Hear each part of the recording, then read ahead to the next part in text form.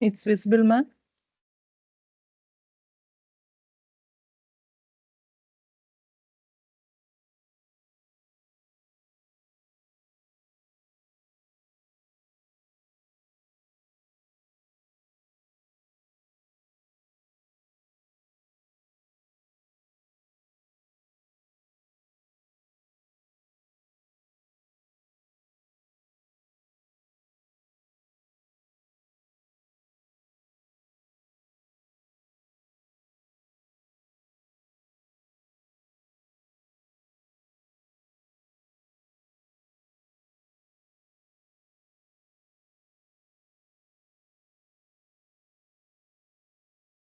Hello, ma'am.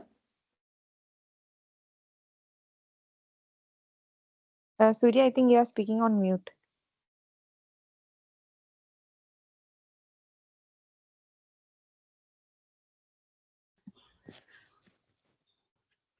Extremely sorry. Okay. So today's session will cover more about encoders and transformer models, and we'll see some details about embeddings and tokenizations and how we are transforming the text to the numbers, which is vectorization, and we'll see some details about the encoders and decoder models. Also, we'll see some of the applications of the NLP, where, like some summarization methods, extractive and abstractive summarization, and finally we'll look into the evolution of transformer architecture, and then we'll go to the attention mechanisms and some of the models like bird gpt and transformer architecture overview. So yesterday we have discussed in detail about what is nlp. So this NLP is a branch of artificial intelligence where the computers will be able to understand and interpret, generate human language in a valuable way. It will bridge the gap between the human communication and the computer understanding, allowing the machines to process and make sense of vast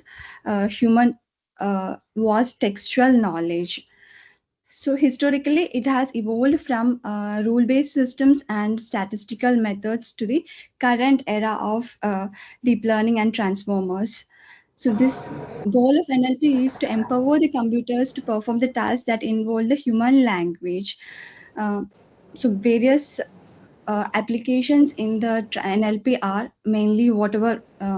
So the translation one, where we can translate from one language to another, and other is chatbot. So whenever we are logging into any site, there will be a chatbot for helping us. So it will make our task easy. So that is one of the primary application of NLP.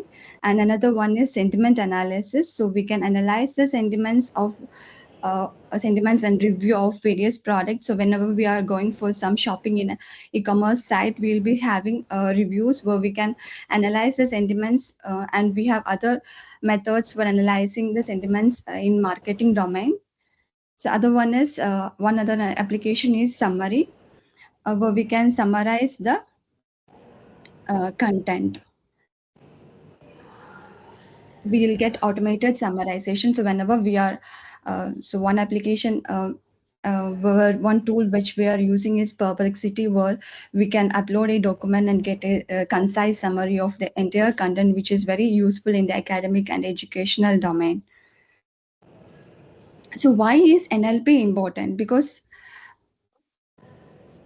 this stems from the fact that a significant portion of our human information and communication is in the form of natural language, and by enabling computers to process and understand this data, it unlock in numeric possibilities across various domains. One is this, as we discussed, it is information extraction, which will automatically extract any key information. So whenever we upload some documents, we can get only the particular key information like names, dates, and events, which is very crucial for the business intelligence and data analysis.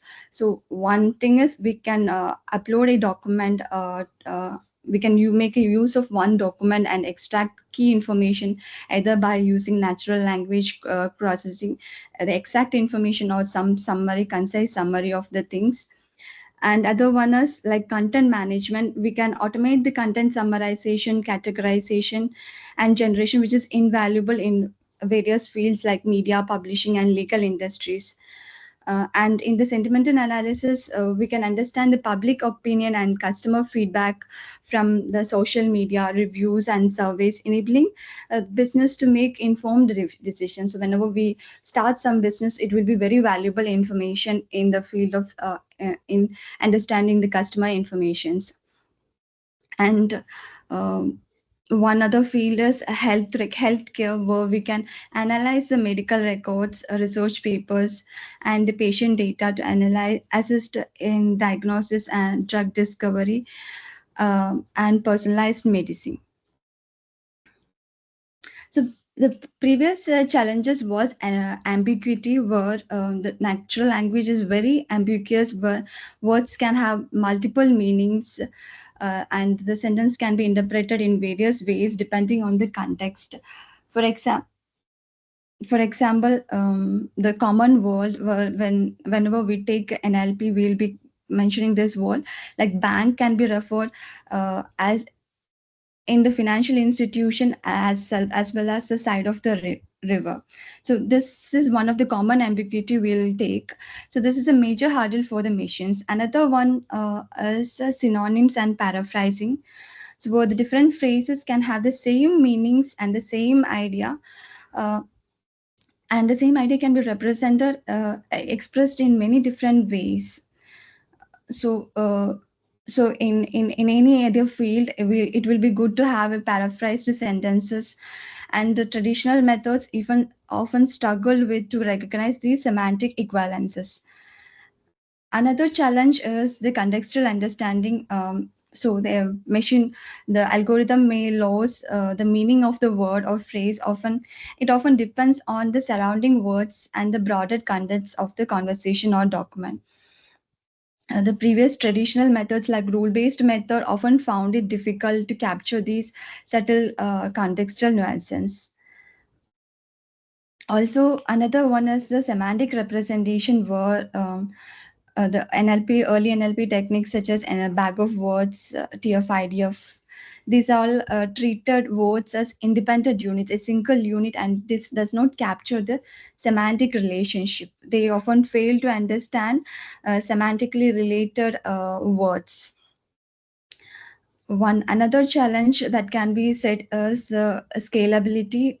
These traditional methods are often labor intensive to create and maintain, and they cannot be scaled well to large and diverse data set.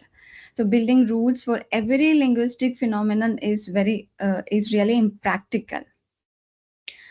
So these challenges highlighted the need for more sophisticated approaches that could learn rich and distributed representation of language, and which capture the complex patterns which automatically learn from the data.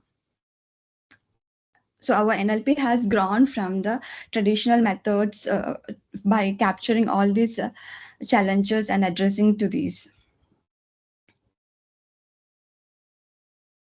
Okay, so these are um, so this text representation, it is the major foundation of the NLP, and the computer cannot work with direct words. They need numbers, and the words are context dependent, like as we told the bank ones. And the key challenge is that um, it could mean a financial, the same word that we told, it could mean as financial institution or a river bank. Early approaches like the one hot embeddings, one code encoding or TF-IDF, this all take the words as isolated tokens. Often they ignore the relationships and the meaning. Also, dense embeddings change this, giving us vectors that capture semantic and capture the context. So one example is the word to vec. We'll discuss it more in detail about the word to vec. And another one is the contextual So from this, the shift from the sparse to the dense representation has been the single most important breakthrough in the NLP. So it makes the application, many modern application possible, like um, we have the context aware applications and all.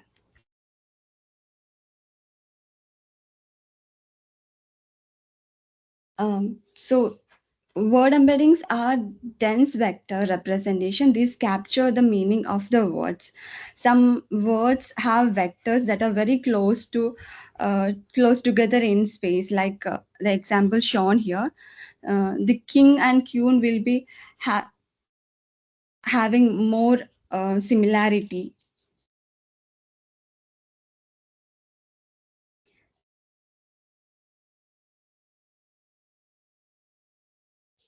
In simpler terms, these word embeddings are numerical representation, that is a list of numbers where each number in the list will be represented a different feature of the word.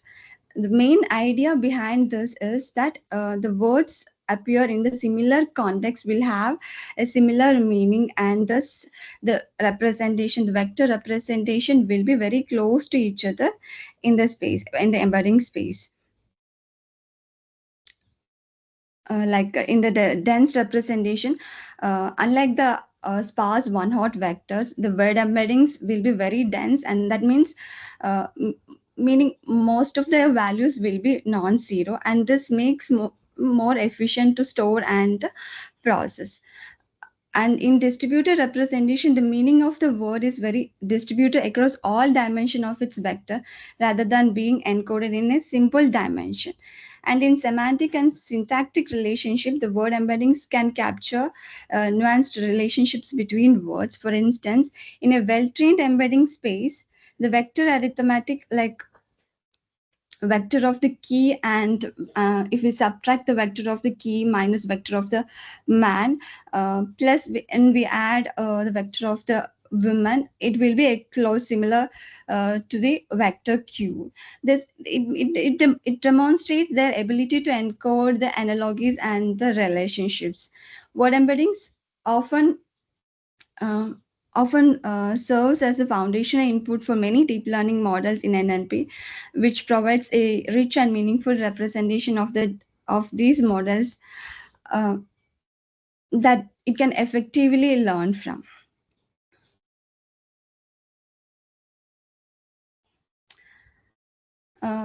Word to Vec is a groundbreaking model which is developed by Google in the year of 2013, which this is used for creating word embeddings. It uses a shallow neural network to learn word associations from a large corpus of text. So it has mainly two main architectures, like skipgram and the continuous bag of words.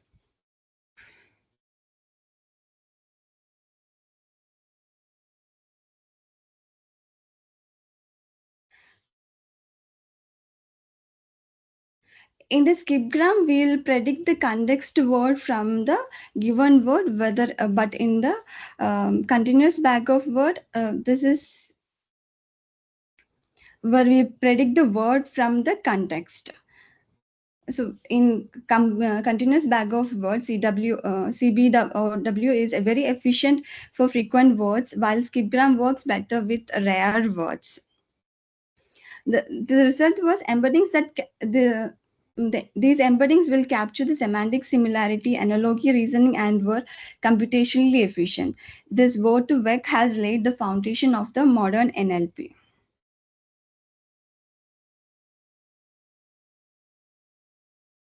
So this slide shows the continuous bag word to vec architecture. As we told, these are the main two strategies in the word to vec, and in continuous bag of words, it predicts the target word from the context. So in this example, we can see there are some context word like the quick fox jumps, and we are predicting the context word from the surroundings. So we got the some words and we're predicting it. So this how it works is the model takes the context word as input and then tries to predict the target word itself using the same example. So in the example here, the context words are like fox, brown, and all, and the model will predict for the word brown. So it trains by maximizing the probability of the predicting the target word given the context words. And in the skipgram model, this predicts the surrounding context word. So we have the word brown, and it will be predicting the context surrounding words. So the model takes the target word as input and tries to predict the words within a certain window around it. For example, uh, we have, if the sentence is the cute brown fox jumps over the lazy dog and the target word is fox within a window size of 2, the model will try to predict the other word like the cute brown, like that. So the training it trains by maximizing the probability of predicting the context word from the given target. Both this skipgram and the continuous bag of word learn from the word embeddings by adjusting the weights of the neural network by training. The learned weights will be weights of the hidden layer become the word embeddings. So advantages of continuous bag of words is uh, it is faster to train and better for frequent words, and it smooths over the distributional information. And one coming to the skipgram advantages, this is better for predicting the rare words and it gives more accurate representation, and it works very well with the small data sets. So how do we prepare the word to vec training process? So mainly, the main basic portion is the corpus preparation. The pipeline begins with the corpus preparation by cleaning and tokenizing the text. Then the context window will generate the training pairs. A shallow neural network will be used to learn. It will learn to predict the center word or context. These learned um, these learned weights will become the extra embeddings. To make this efficient, we'll use hierarchical softmax, which will reduces the complexity using a binary tree structure. And and negative sampling updates only a few weights at a time. This made the training on massive text corpora very feasible and resulting in embeddings that could be used directly in any other downstream applications.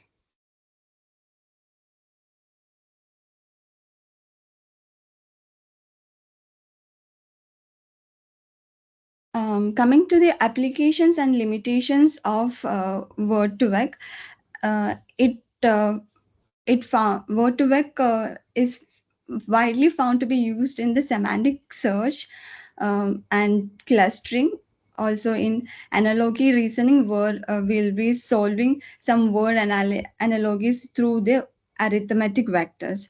And another one is the feature engineering will be using the word2vec as a pre-trained embeddings as the input to various ML models. So the word2vec basically forms the base of all NLP applications. And the main limitations here is, as we discussed before, like the same word can have different meaning in different contexts. There is no context awareness in this field, and if there are some out of vocabulary tokens, it cannot handle this OV, which is not used or seen during the training. So when particularly working with the financial data or medical field, if that particular terms are not seen in the corpus or any domain specific words, then that will become an challenge here. So another challenge is it uh, the window size is very fixed, and it limits the limited context window. It cannot capture the long range dependency. Only like a short phrase can be accommodated here, so it can misses the broader concept. When if you're taking a long sentence, it might miss the broader context here. And another this challenge is the static embeddings. We cannot make it um, adapt to the evolving language uses or any new context that is being formed. So these limitations led to the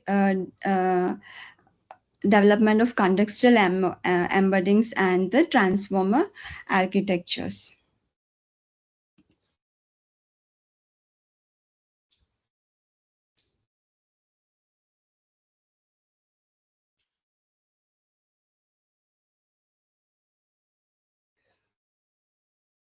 So BG is developed by Beijing, which is the BA General Embeddings. It is the state-of-the-art text embedding models, which is developed by the Beijing Academy of AI. One second.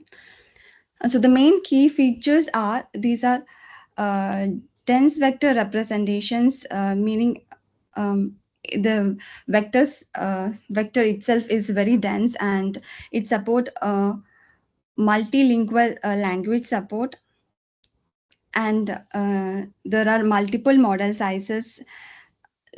According to our requirement, we can opt for different size of the models, and uh, it can be uh, retrieval is optimized. So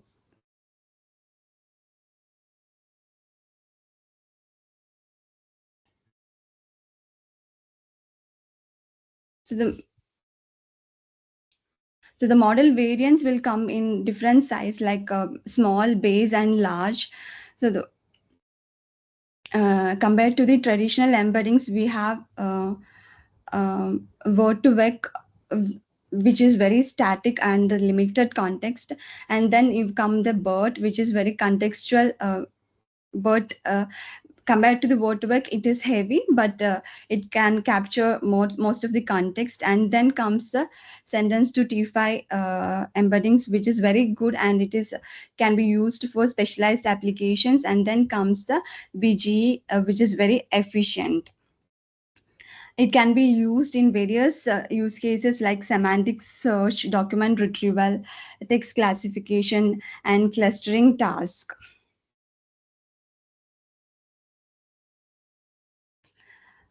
So the key features of BAA is these are multilingual, and which support many languages, include 56 plus languages are supported by this model. And the sentence and passage embeddings and the document level embeddings is very multi. This model is very multi granular, and it can perform multiple tasks. It is meant for multifunctionality, which is dense retrieval, sparse retrieval, and multi-vector. And it is high performance, which this results on MTB and CMTB benchmarks. In the model specification, as we told, it can come in like a small, and the small, which contains like 33 million parameters and 384 dimensions. And it the base model, which is slightly higher than the smaller ones, which has 109 parameters, and the large model, which is like 335 parameters. Based on our applications, we can select uh, the model. And the main advantage of this is it can be used for information retrieval, and since it is multilingual, which it can be used for any cross-lingual capabilities. And it model is highly efficient for inferencing details, and it is very easy to integrate with other models.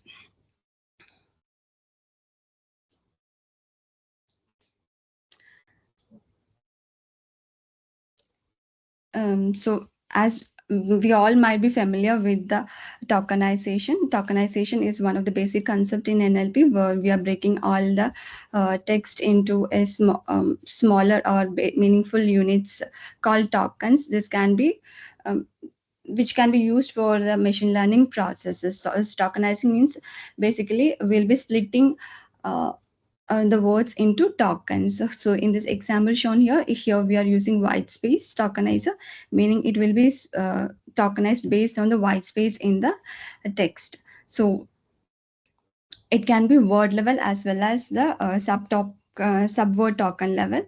In the word level, it will be split based on words, and in the sub token level, it will be further split into uh, sub tokens.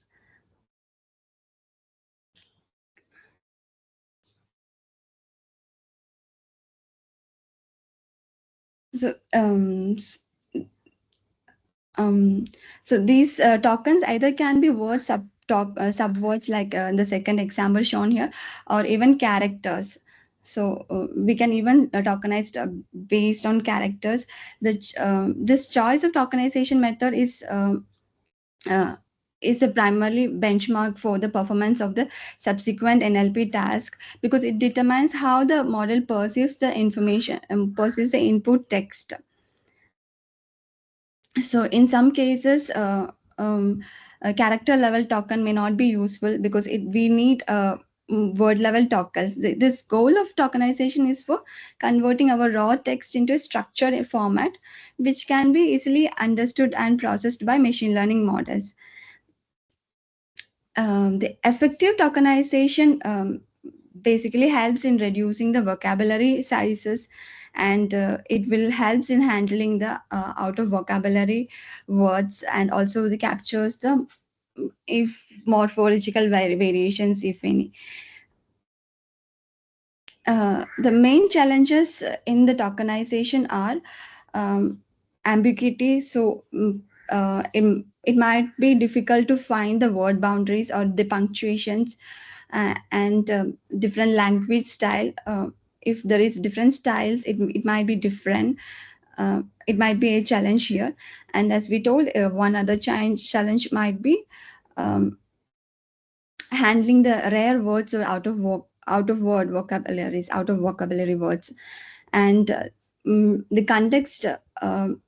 The usage of the words or the context might be another challenge in the tokenization. So there are various kind of tokenizer. The commonly used one is the white space tokenizer, which is splitting mainly on the space characters. As I told before, the some challenges will be like it can lose the semantic meaning if the sequence length is a bit high.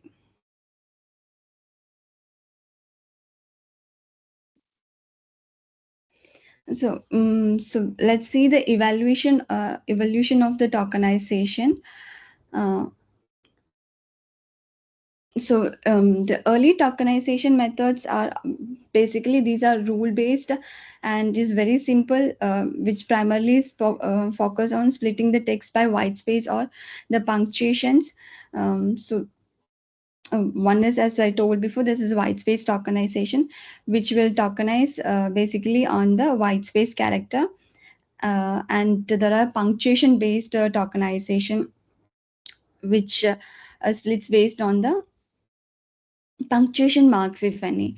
Example, don't becomes that word don't become don and t, or any hyphenated words that will be um, split based on the punctuation marks. But if it is combined with the white space tokenizer, we can reduce the incorrect split contractions. And another method of tokenization is rule based tokenization. We will define the rules here. We'll have a set of rules which will handle any special cases, like any contractions or abbreviations or any numerical expressions or regex. So based on that, we will be doing the tokenization. These are the some of the tokenizations methods.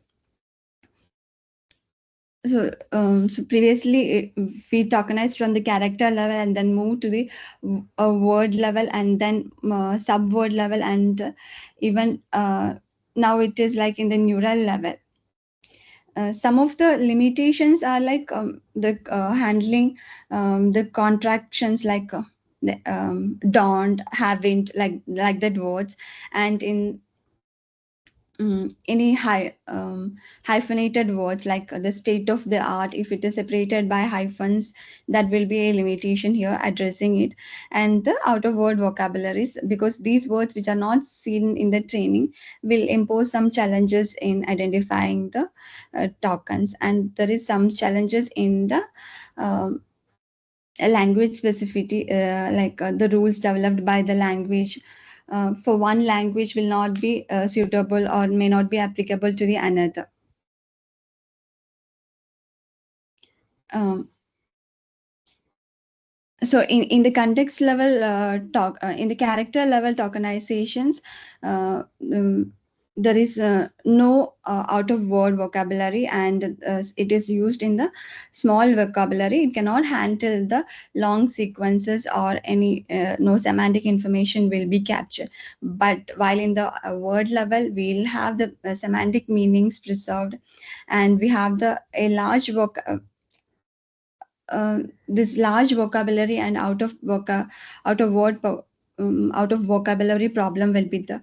And in the subword level, so we have a balance of the vocabulary size and the context, and it is complex pre-processing methods. In the neural learning, it is mostly learned and adaptive and can be it requires a lots of training data.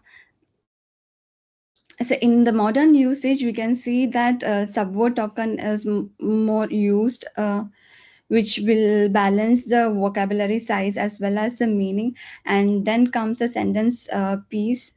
Then the character level is the very lessly used feature tokenization.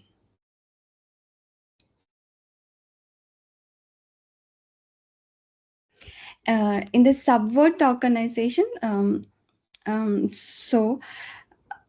the byte by subword tokenization means here, as our models grew complexity, they need to handle large vocabularies, and out of vocabulary words becomes more pressing. This subword token emerged as this addressing these crucial innovation. Like it may this method breaks down the words into smaller meaningful units like subwords. um, Rather than treating the entire word as atomic tokens, it will be broken into like meaningful units. This has several advantages, like it will reduce the handling reduce in it will handle the out of vocabulary words by breaking down the words into non words and unknown subwords. The model can still process them, and even in the full word, if the food word was not even seen during the training. For example, uh, we can take a word called unbelievable, where it will be split into like three tokens, like unbelieve and able, three words. So like that we will be able to handle the out of word vocabulary words. So it will instead of having a vocabulary of million words, the subword tokenization will allow us for a smaller or more manageable vocabulary commons subwords. It will capture um, often morphological variations like prefixes, suffixes, and roots, which allows the model to understand the relationship between words, uh, like play and ing, play and playing, unhappy, or like that. It will capture the morphological information, and also it balances the word and character level. It strikes a balance between the word level tokenization, which struggles out of vocab, meaning it strikes a balance between word level tokenization, which struggles with out of vocabulary words and large vocabularies, and the character level tokenization, which where we loses the semantic meaning. In the byte pair encoding (BPE), uh, it is a data compression algorithm that is adapted for tokenization. It iteratively merges the most frequent pairs of characters or character sequences in a text until we get a predefined vocabulary size. It starts with the vocabulary and then find the most frequent pair and then merge into new token. So it will until the vocabulary size is met, will repeat this process. In word piece tokenize, it is more similar to the BP, where it is used to word piece is used to create subword token. Instead of merging the most frequent pairs, the word piece selects the merge that maximizes the likelihood of training data that, when added to the vocabulary. It starts with the character vocabulary, then places a score by likelihood, and then add the highest scoring pair. And it uses prefix for continuations here. So it is mostly used in models like BERT and distill BERT, whereas in the BPE section, it is widely used in models like GP2 and XLM Roberta kind of models. In sentence piece, it is a language independent subword tokenization. It treats the input as a raw sum of characters, including the white space. It allows us to handle languages without any explicit word delimiters and ensures any reversibility. It means the ability to convert token back to the original text without any ambiguity. So here it is like will the text will be treated as Unicode, and then there is no pre-tokenization, and then uses the spaces.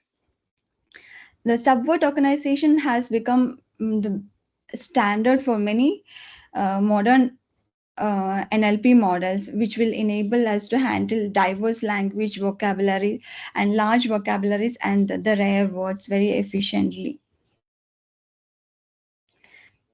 So here we are showing the example of BP output and the word piece output. So we can see that word piece is bit more, it contain more information when compared to the BP.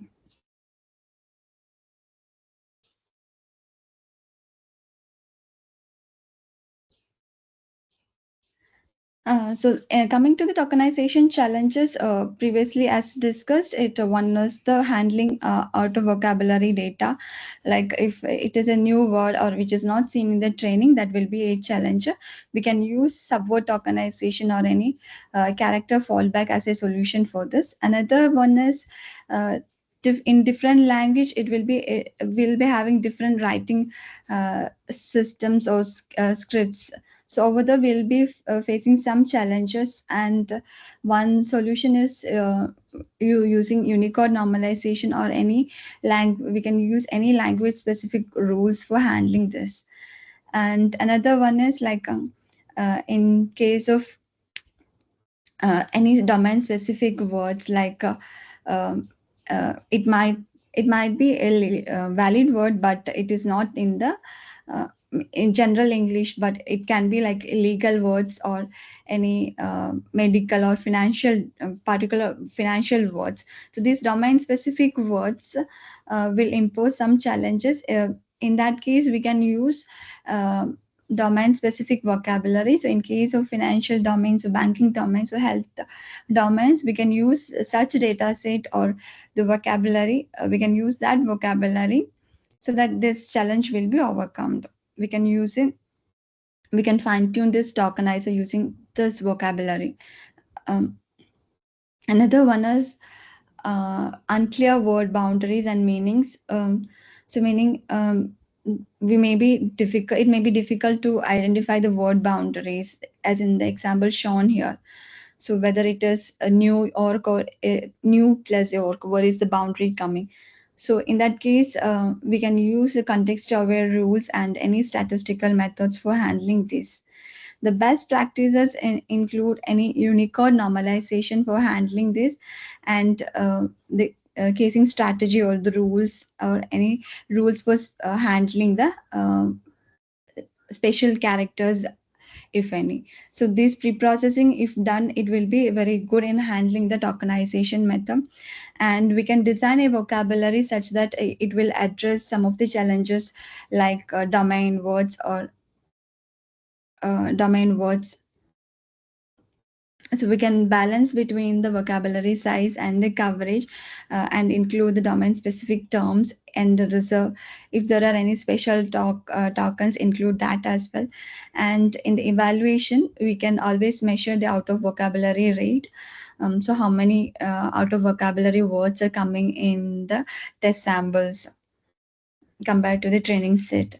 And we can check for the semantic preservations, how much semantic information is being preserved in the output. And we can test on various datas.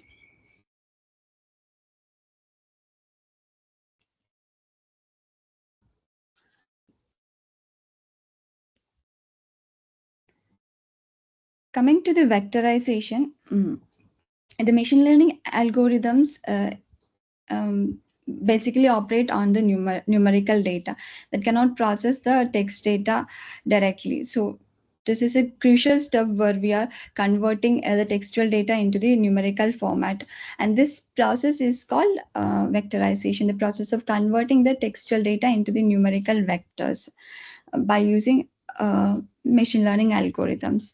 So why we are vectorizing is because we need a numerical input for the data, and we need to capture the semantic relationship between the words, and it will be easy for mathematical operations on doing the text. Without vectorization, it will be impossible for any machine learning algorithm or machine learning technique or any text based problems. We cannot apply any machine learning technique on any applications like semantic analysis, spam detection, or translation or text classification. This vectorization will transform our words and phrases into the numerical vectors. So we'll get a semantic. Will get a representation that will capture the semantic meaning as well as the contextual relationship of our text. So it will helps in identifying the patterns and make any informed decision. One example here is like we have the vocabulary here, like cat, dog, run, and sleep. And when we take the word cat, we'll get the vector like so cat is coming in like the first portion, and in the next portion it is not there. So this is how we are creating the vectorization. So the one of the limitations in the vectorization is so sometimes um, high dimensionality and semantic relationship will be a challenge here, and which is also an um easy to understand. Um, so some of the basic vectorization methods are bag of words and TF-IDF. So in bag of words, it represents the text as an unordered words or unordered collection of words, which will ignore most of the word order and the grammar.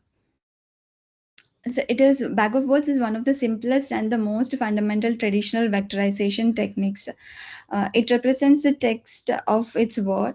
It disregard grammar and even the word order, but it keeps the track of frequencies.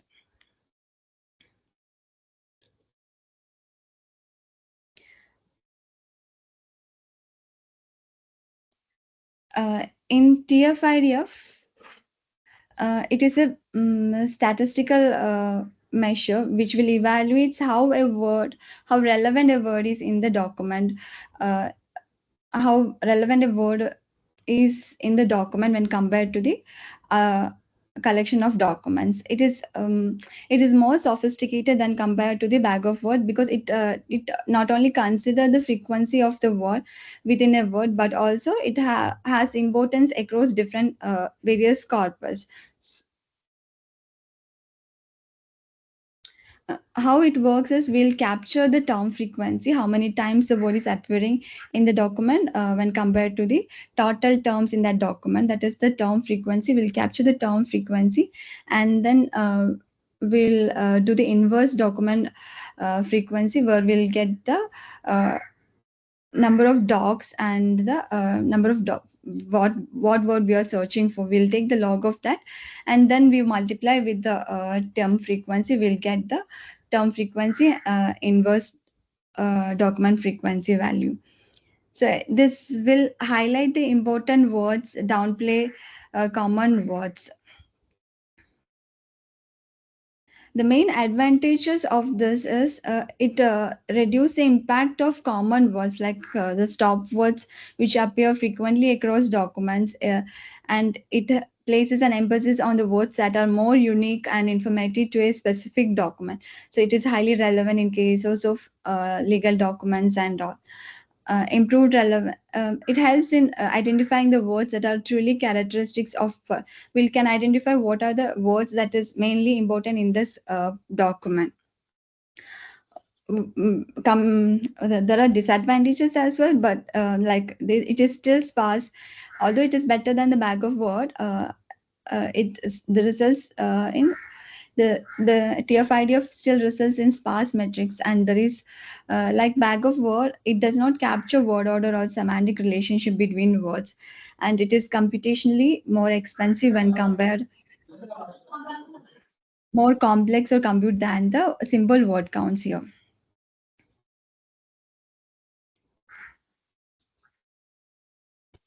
In word embeddings, we'll capture the represent the words as dense vectors in a continuous vector space, which will capture the semantic relationships. For example, in case of word to vec, glow, and fast text, these are the examples for word embeddings. It captures the contextual meanings and the relationships between the words.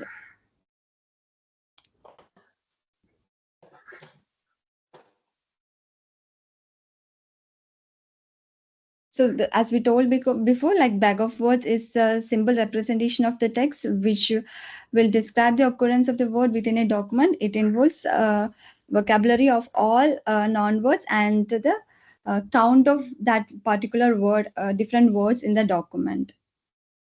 So, in the example shown here, so we have the vocabulary here. We how many times that word is coming in the entire document. So vector for the doc one will contain only the count of that particular words. In the TF-IDF, these are like mainly addresses the limitations of the bag of words, which were the common words will be dominated in the bag of words. The TF-IDF will reduce that one. It will give more weight to the words that are unique for a particular document, and it will give less weightage to the common words. It is widely used in search engines. When we give the query, it will give the relevant details or relevant sites. That is by using the TF-IDF, the keyword extraction and the document similarity.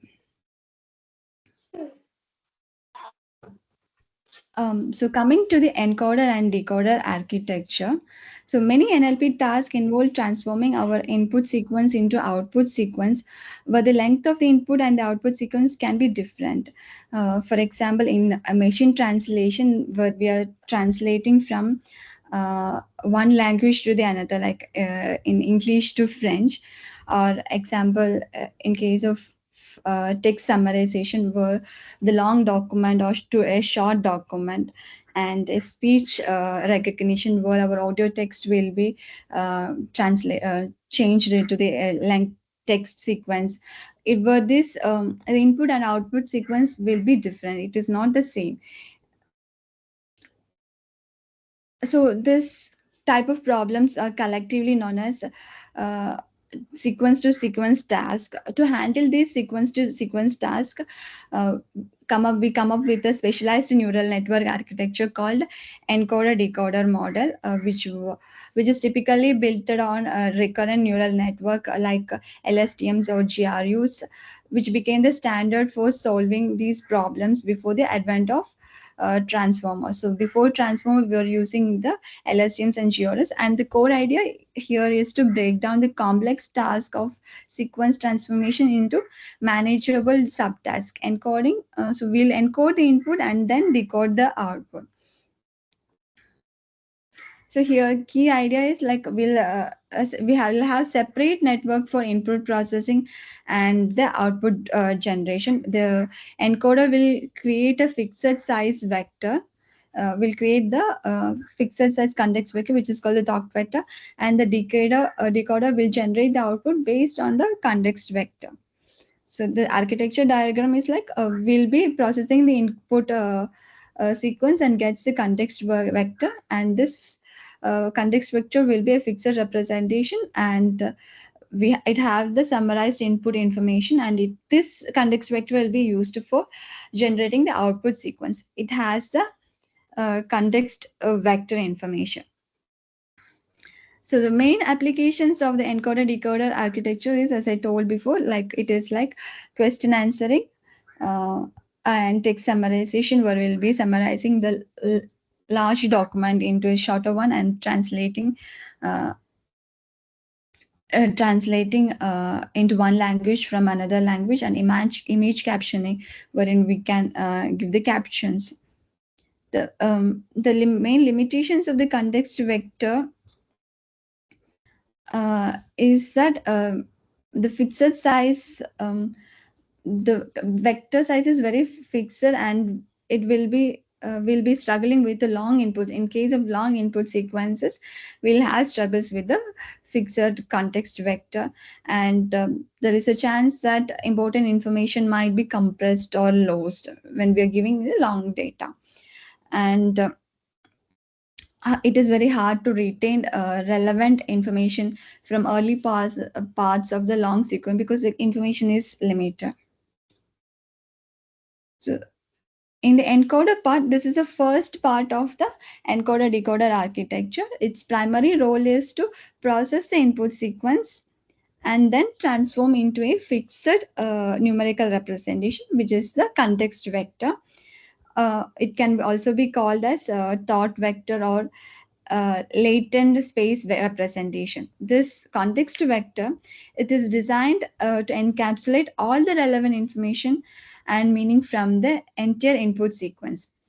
How it works is uh, it takes the input sequence from one element uh, at a time. Either it can be word or a token. At each step, it processes the current input element along with its previous hidden state, and then it updates the internal hidden state, which act as a memory of the information which is processed so far.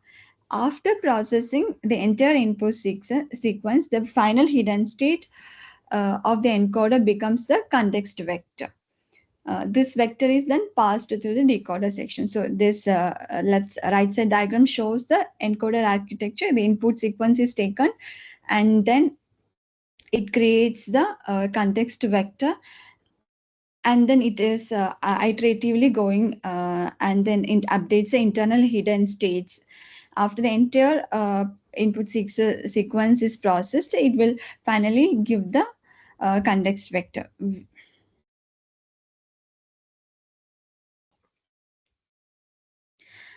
So it can be seen as a human translator, wherein uh, we are translating one information to another. I mean, we are translating one language to the another, and in a concise or comprehensive paragraph. So in wherein the main information will be captured, but it is delivered in another language, which is in a fixed and comprehensive way.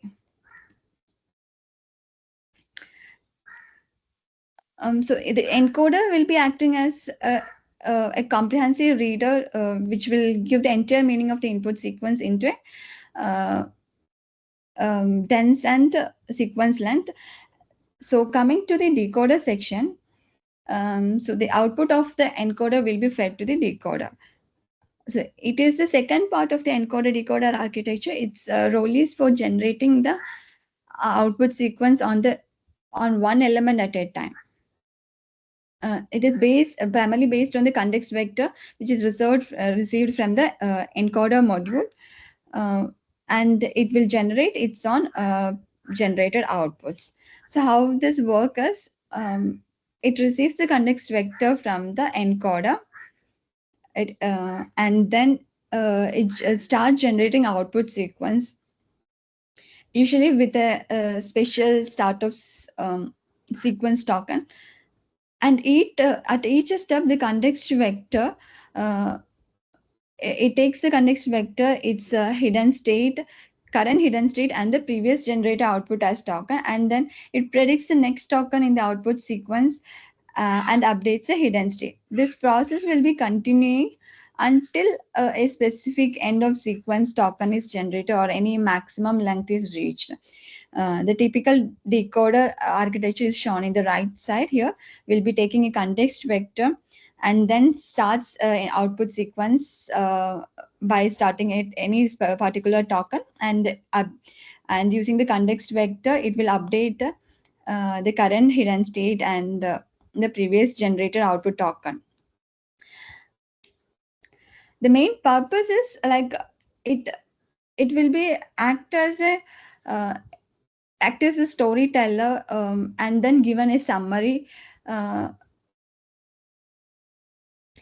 and expand whatever information that is fed from the encoder, that will be expanded and give a relevant output sequence. It's like a storyteller who is given a summary. Given a summary, they will be a great story by adding more details to each of the word in the context word that is given. That is the decoder part. So there are encoder only models as well as decoder only models. So encoder only models, these are primarily use the encoder part of the transformer architecture, which is to generate contextualized representation of the input text. The main application is text classification, uh, like sentiment analysis or spam detection. Another one is question answering, for extracting answers from the text. Another one is named entity recognition, wherein we are getting the particular entities like cities or people names from the text, and semantic similarity, which will compare the meaning of different sentences. So, as I told before, the main characteristics are like it is excellent for understanding task, and these are the pre-trained on masked language modeling. And it is fine-tuned on specific downstream tasks, and it is bidirectional contextual processing, encoder only models. So one example is BERT model, which is a bidirectional encoder representations from transformer. It is a primary example for the encoder only models. uh, so the decoder only model, it just primarily uses the decoder part of the transformer architecture, and generates a sequence of text in a very regressive manner. So the main characteristics here is it is excellent for the generative task, and it is unidirectional. It is processed from left to right, and is pre-trained on casual language modeling and can be fine-tuned for various text generation tasks. So the main common applications will be like text generation, can be used for creative writing and or develop chatbots, and code generations for generating any programming code, and conversational systems, any chatbots, and the summarization, for summarizing the documents.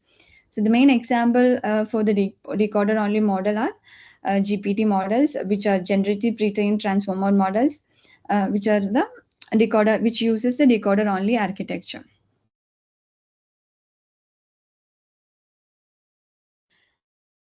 The text summarization means it is a process of creating a concise and prompt summary of a longer text document, which captures the most important informations. So the main goal in the text summarization is reducing the reading time and facilitating information retrieval, and improving the information overload, provide a quick overview of the content. If we have a vast document, we need it in a precise and concise manner, in a short manner, which will have all the information that is relevant to us. So there are different types of summarization. One is extractive, other one is abstractive. In the extractive one, it will extract some of the sentences from the original text, while in the abstractive summarization, it will generate new sentences that may not be originally seen in the document. It will generate by its own. The main applications of this summarization, text summarization, will comes in news digest, where we get the quick summaries of articles, and document analysis. So for summarizing any large legal or research paper, document analysis, such applications can be used. And for preparing the minutes of meeting minutes, so we'll get the summaries of the automated discussions. And we can also use it for summarizing the long email threads. If we This is mainly summarizing the entire big documents or the emails into its short small summaries. So there are two types of summarization. One is extractive summarization, other one is the uh, uh, abstractive summarization. In the extractive summarization, uh, it identifies and extract the most important sentences in the phrases, which is directly from the original text. It is not generating anything. It is simply selecting and combining the existing sentences or phrases from the original text. This It is good in highlighting the key sentences in a document. The generated summary will consist all the segments of the original sense and original text. There will be no new words or any new phrases being introduced.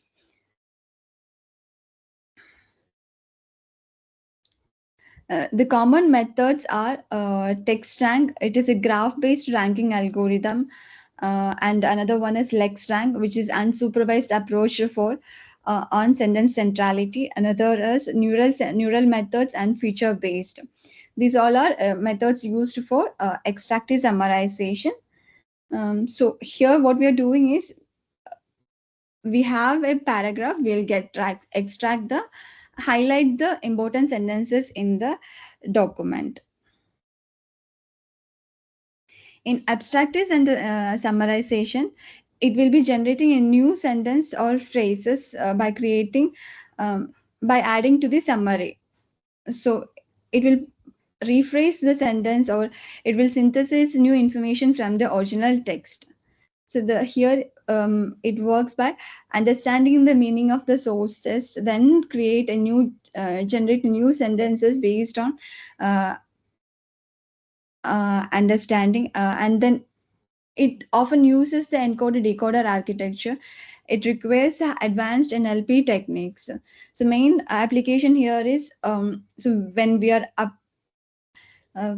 trying to do the paraphrasing, so that is kind of abstractive summarization, wherein we are trying to generate new sentences. It is not the entire uh, it is not from the existing text. The common methods used here is sequence to sequence model, and attention mechanism, which will focus only on the relevant parts of the input for input output generation, and reinforcement learning, which will be helpful in optimizing the summary quality metrics, and pre-trained models like fine-tuning LLM models. So the example shown here is an abstractive summary. It generated generated an entirely new sentence. The original text here is the cat sat on the mat. It was a fluffy cat with green eyes. So it has a descriptive content, but abstractive summary was entirely summarized and it in new words. A fluffy green-eyed cat was happy on an old mat. It is an entirely new sentence.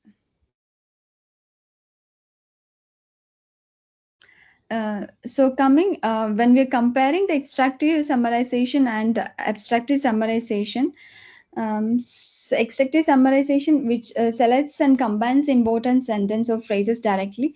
So the main pros are like it will be grammatically correct and it will be factual because it is purely based on the content from the text document that has been provided, and is easy to implement and is less prone to any factual errors because it is from the document itself. Whereas in the abstractive summarization, uh, the content will be more concise and coherent. It will generate a newly entirely novel sentences and rephrase for better readability. But in abstractive summarization, it is more prone to the factual inaccuracies and hallucinations because it is generating by its own. It may not be completely accurate. It requires the main disadvantage will be it will require a large data sets and powerful model for this generation. The cons of the extractive summarization are it does not have any creativity and flow, and it may not be a concise one because it is taken directly from the document and can be redundant or include less important context. So, in cases where we need factual accuracies, like in legal documents or while preserving original phrasing is crucial, we'll be going for the extractive method. But in the creative field, or when we are trying to generate a creative content or news summaries, where we need a concise output and a flow, here abstractive summarization will be used.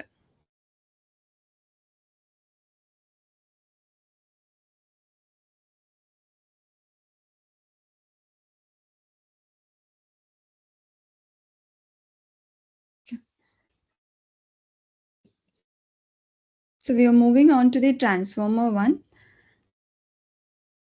And the transformer architecture, it is introduced in 2017 in a Google Brain by Google Brain in the paper called "Attention is All You Need." It marked a revolutionary shift in the NLP. Prior to the transformer, sequence modeling task predominantly relied on LSTMs and GRUs, uh, while this effective, this recurrent architecture suffers from some limitations, particularly in processing long sequences and parallelizations.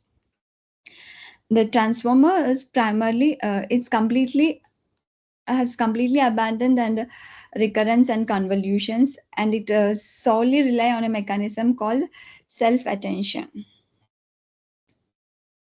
This architecture innovation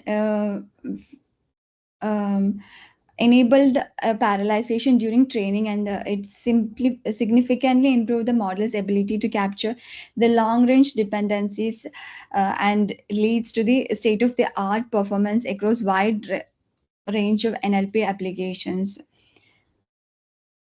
So main impact on NLP is like it boosts the NLP task. The performance of the NLP task is improved very heavily, and it enables the training on larger models and transfer learning. The transfer learning paved the way for pre-trained language models, and it opened new research avenues. It inspired countless innovations in AI.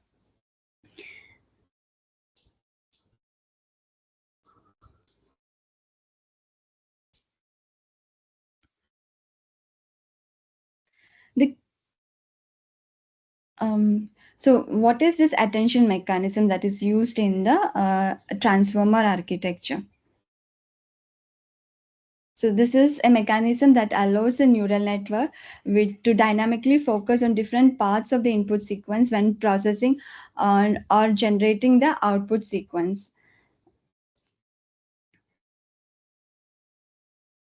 So why is it important? Because it overcomes the fixed uh, context vector limitation. It enables models to handle the long sequences, improves the performance in sequence to sequence tasks, and provide the interpretability or any attention weights.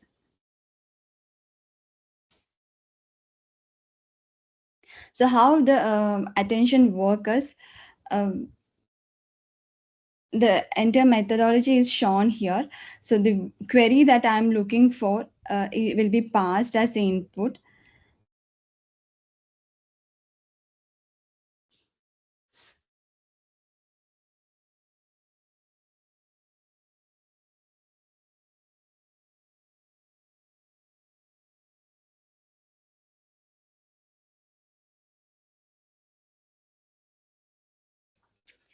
Instead of compressing the entire input sequence, um, will instead of compressing the entire input sequence in a fixed context vector, it allows to look back at different parts of the input sequence and each step of generating the output.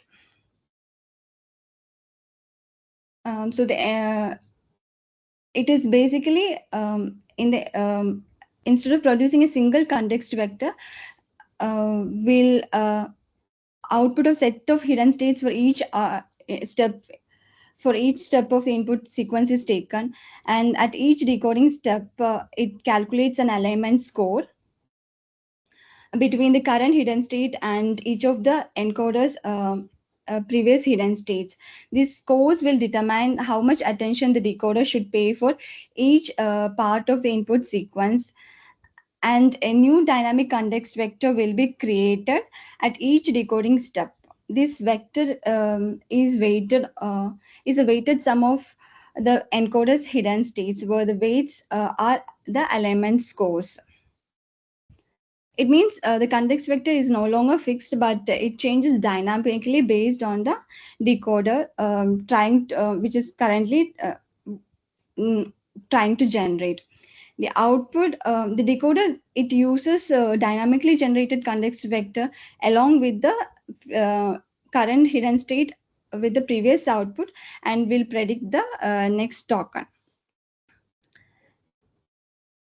The benefits of attention, it resolves the information bottleneck, allows the model to handle long sequences very effectively by producing a direct connection between the decoder and the parts of the encoder output. It basically improved the performance, and that leads to a significant performance in gains in different tasks like machine translation, especially for longer sentences.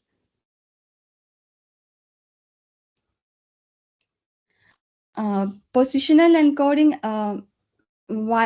so transformer process sequences in parallel, losing information about the other words, order of the words. Positional encoding, it so when the transformer process sequences in parallel, we can lose information about the order of the words. So this positional encoding injects this crucial information into the word embeddings. So the problem here is, in the example shown here, the dog bite the man and the man bite the man, it contains the same words. When the position, the information order position or order of the position information is lost, it entirely changed the into a different meaning. Although it using the same words, a different meaning will be generated. So the transformer treats all words equally without any positions.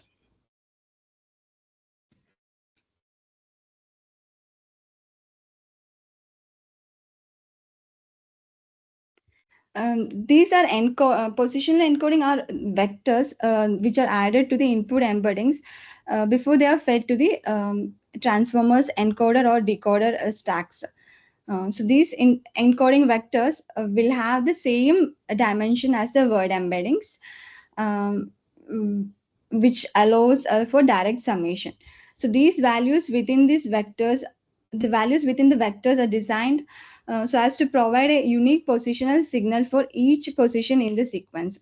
So why this position encode is because uh, in sequence to sequence task, maintaining an internal um, RNNs inherently process the sequences in a step-by-step manner. So uh, in transformers we don't have it. So for that purpose we need it. And in convolutional layers, convolutional layers also capture this information through kernel operations, but transformers has knows this information. So that is why we are going with the positional encoding. In the original transformer paper, which is proposed, it used a sine and cosine function for different frequencies to generate the positional encodings. Um, the choice will have several advantages like unique encoding. This is a sequence. Each position or POS in the sequence is assigned a unique position encoding vector, and the model it for any fixed vector can be represented as a linear function, which is beneficial for relatively learning relative relationship between words. And it is um, used for generalization, useful for generalization of longer sequences. So by adding these positional encodings to the word embeddings, the transformer models will gain information about the absolute and the relative position of the words. Um, so in a way, it enables it to understand the sequential and sequential nature of our language, despite of the parallel architecture of transformers.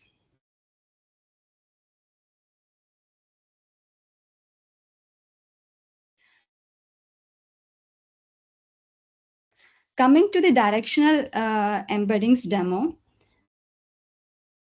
So while the transformer architecture has non-sequential is non-sequential due to its parallel processing and self-attention, the concepts of forward, backward, and bidirectional processing is very crucial for understanding how the contextualized embeddings are formed, or and how models like BERT um, is very powerful in understanding capabilities.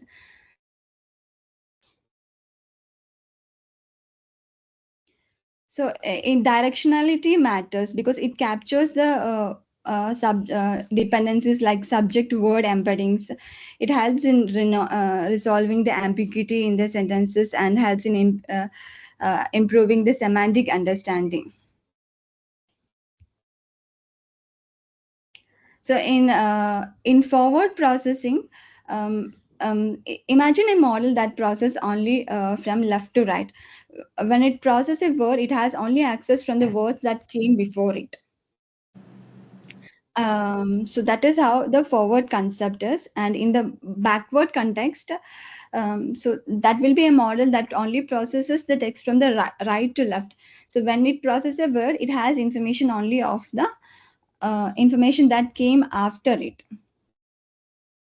So the example is shown here. So in the first example, it has information that is previous to it, and in the second one, in the backward, it has information that is came after it. In bidirectional context, a model this is a model that processes text from both left to right and right to left. That is simultaneously, it will process from left to right and right to left, which will combine the information from both directions, and then it helps to form a comprehensive understanding of each words. So this is the self-intention mechanism in transformer encoders. It inherently provides a bidirectional context. So each word's representation is formed by attending to all words in the input sequence, regardless of their position. So that is why the model like BERT, like it is bidirectional. These are why the encoder only are called bidirectional encoder representations. So this conceptual understanding will help in appreciating how transformer models work. Basically, especially this encoder-only architectures that build a context-aware representations of languages. So it leverages the information that from the entire input sequences.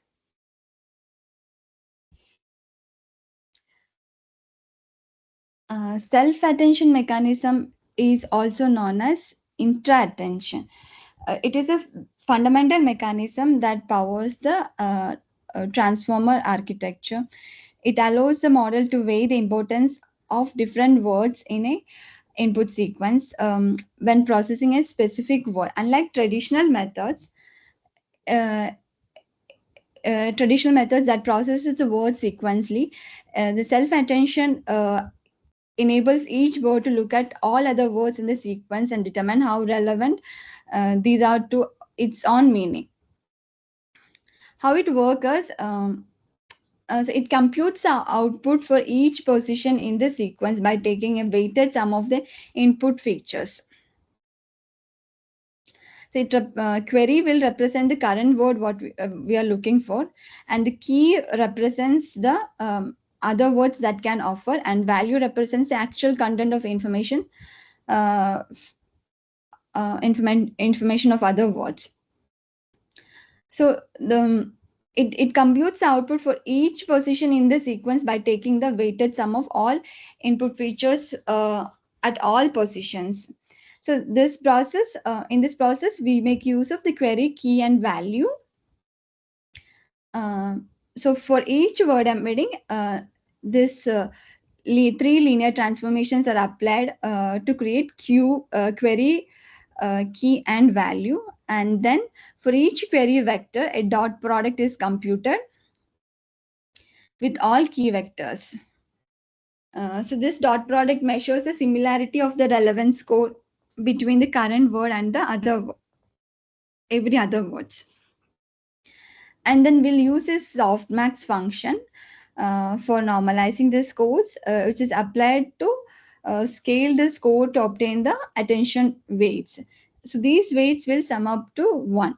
So it is a normalized one and represents the probability distribution of how much attention each word should pay to every other word. Uh, and then we'll calculate the weighted sum. So these attention weights are multiplied by their corresponding value vectors. So these weighted vectors will be summed up and we'll get the weighted sum. So this results in a new representation for each word that is a weighted combination of all words in the sequence. With more relevance or relevant words contributing more.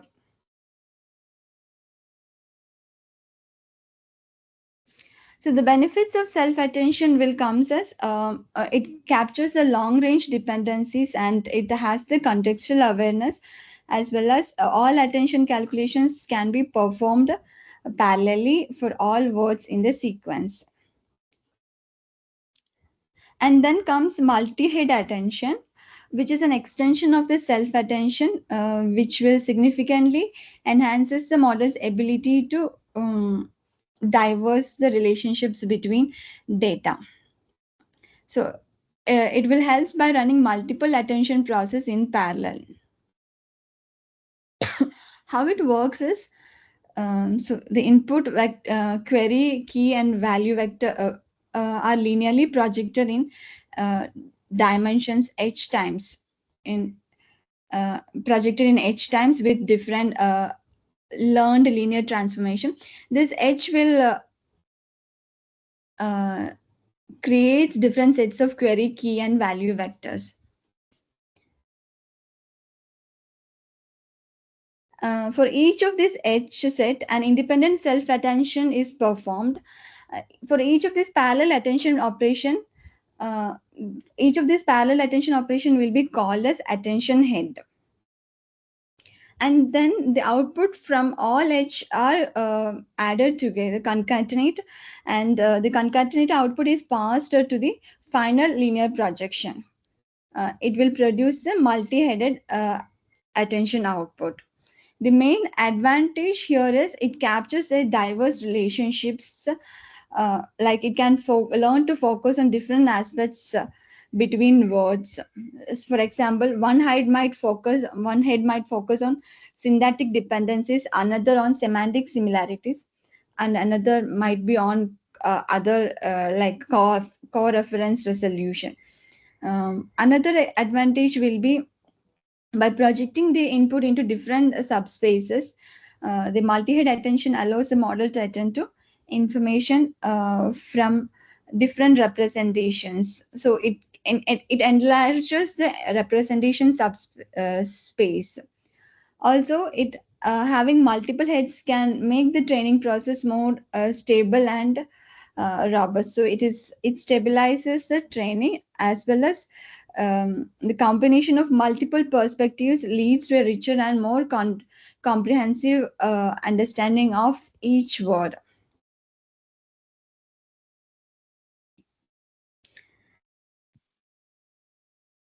So grouped query attention is an optimization of multi-head attention mechanism. So it is primarily designed to improve the efficiency of large language models during inference, especially when dealing with the long sequences. It strikes a balance between MHE multi-headed attention and the multi-query attention. So when we're comparing a GQA with MHA, MHA in MHA, each attention has its own independent query value and uh, key projections, and it offers a maximum representational power. But it has these are MHA is computationally expensive and expensive.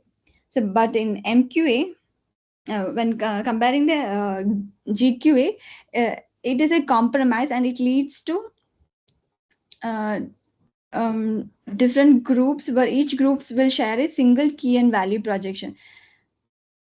The advantages of GQA is like it improved the inference speed. It offers a better quality than MQA.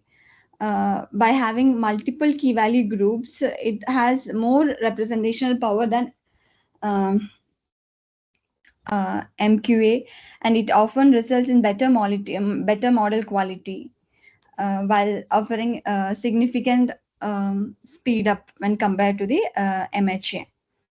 So scalability is another advantage of GQA, wherein we get a beneficial for very large models for and long context windows, making it more practical for deployment. It is a commonly used choice, a popular use choice in the LLMs. So ROPE's uh, rotatory positional embeddings.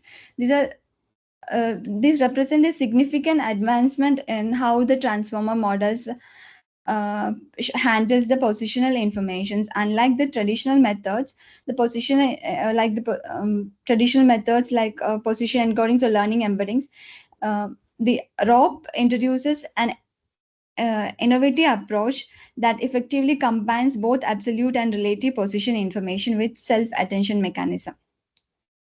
It addresses the problem of the positional encodings, absolute position encodings.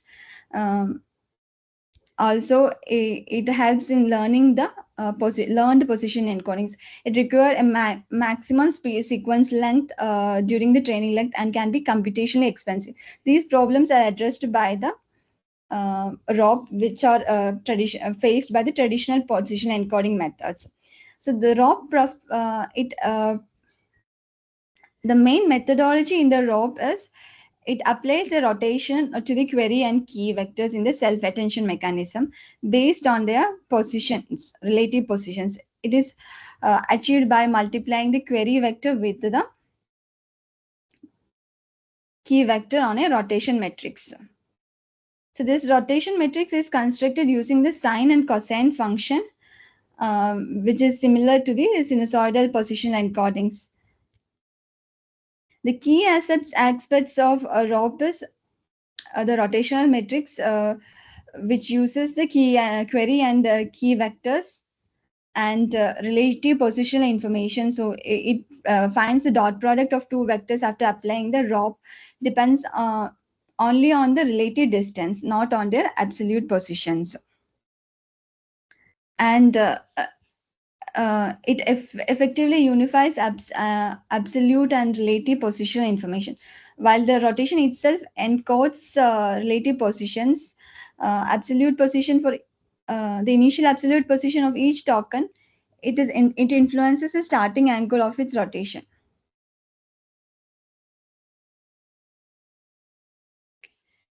So the advantages comes as it gives a better performance in various NLP tasks, especially involving long document conversations, and it allows the transform module to handle significantly longer input sequences more effectively, and helps the model to better understand token interactions over the large context, leading to improve and capture the long range dependencies.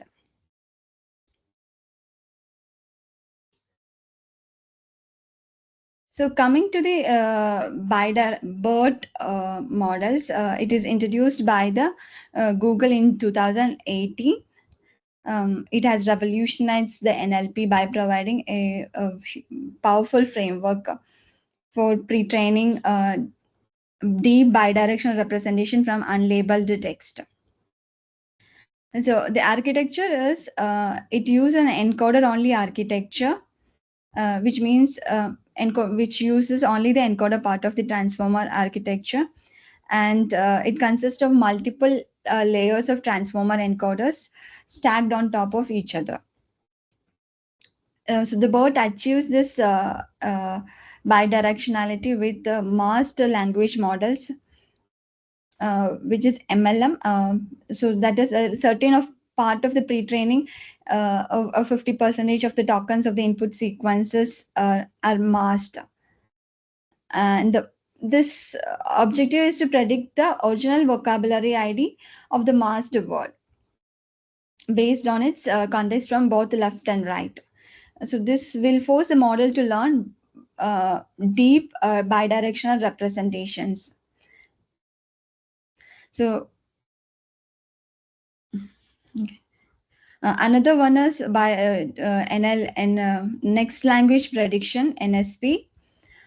So BERT is trained to predict whether two sentences, whether A and B, are consecutive in the original document. So this um, task will help the model understand the relationship between sentences, which are very crucial in task for question answering and natural language inferences.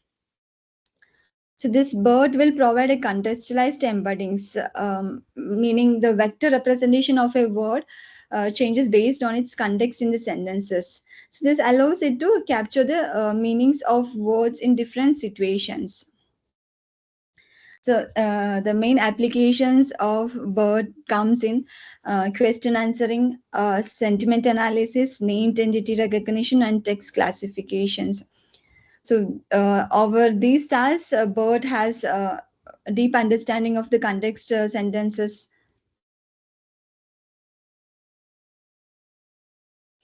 Coming to the GPT, it is developed by the OpenAI. It is represents a powerful decoder-only model. So BERT is a encoder-only model, and GPT comes as an encoder-only model, which focuses on excelling at generating content, coherent and contextually relevant text. So the architecture contains a decoder part of the transformer architecture. So they don't have the encoder decoder attention mechanisms, only the decoder part. The self attention mechanism in the decoder is masked to prevent it from attending to the future tokens. So this allows the prediction for a given position only depends on the non-outputs for previous position. It maintains the auto-regressive property. The GPT models are primarily used for generative tasks. Um, like text generation, where we can be used for creating, writing, article generation, code generation, email drafting, and all. And it can be used in chatbots and conversational AI, which will be helpful in engaging in natural and coherent dialogues. And it can be used for translation, wherein translating text by generating different text uh, target language sentences. And it can be also used for abstractive summarization, for generating a new summarize that rephrase the original content. So coming to the text to text transfer, TFI is text to text transformer. Uh, it is developed by Google and uh, introduced as a text to text framework for all NLP problems. This means every NLP task, regardless of its nature, we can it can be reframed as text to text problems. So where the input is always a text and the output is always a text. Coming to the architecture of the T5, it is an encoder decoder transformer model, so similar to the transformer architecture. So it leverages both the encoder and decoder components, so allowing it to understand the input sequences and generate the output sequences.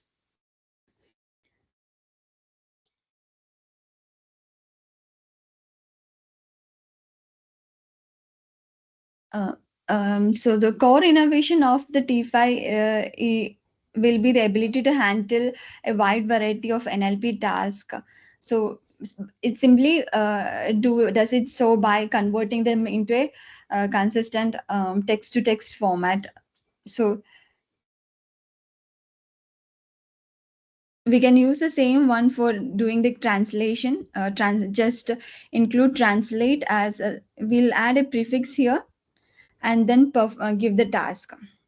So when in the translation, we can just give translate English to French and then give the sentence, so that it will give the output. And in the case of summarization, we'll just give an input as summarize, and then give the content. So it will give the summarized text here.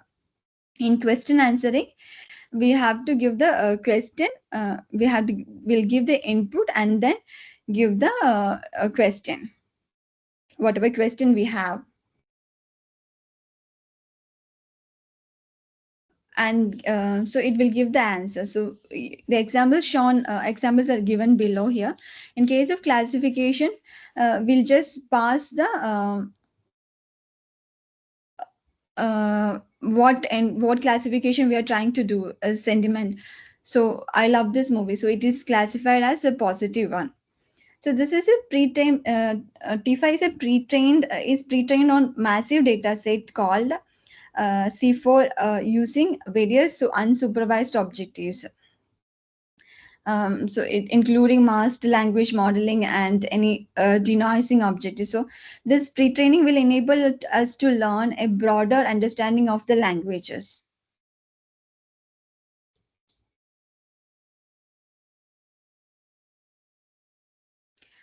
So comparing the BERT versus GPT and T5. So the BERT is an encoder only architecture, while GPT is decoder only, and T5 is both encoder and decoder architecture. And the training for the BERT is done bidirectional and is done on master language models. And in GPT, while it is autoregressive and using the next token prediction NSP. And in T5, it is done using the text to text and text to text.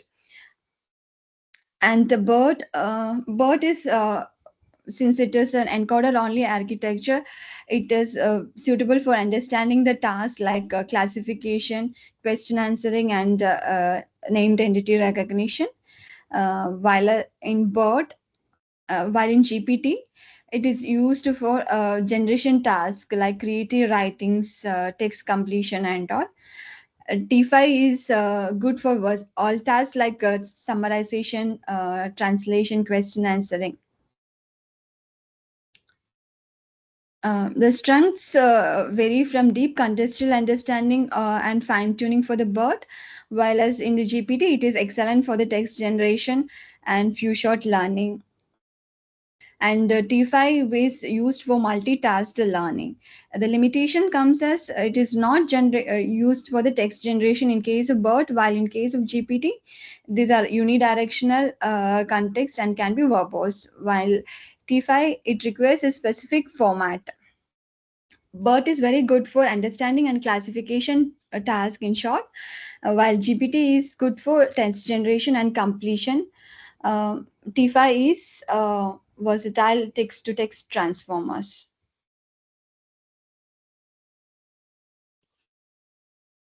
The key takeaways will be like how the word embeddings has evolved from the word vec to contextual embeddings, which captures all the semantic relationships and semantic details, and how the attention revolution has happened here, like the self attention mechanism which enable the parallel processing and capture the long range dependencies.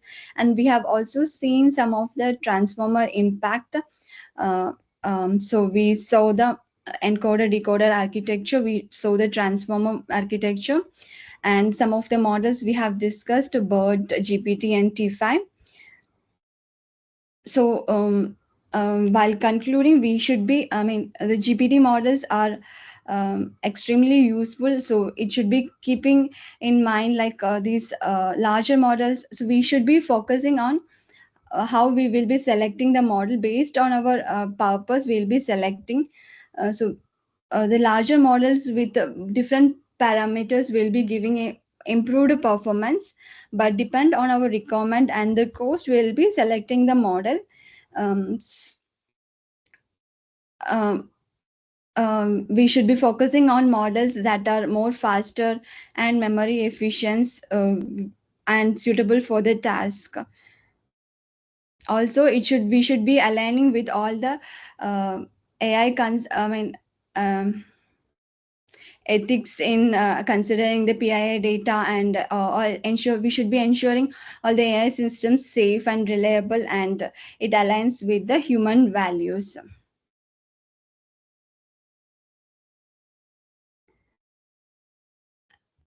That's all from my end. Any queries?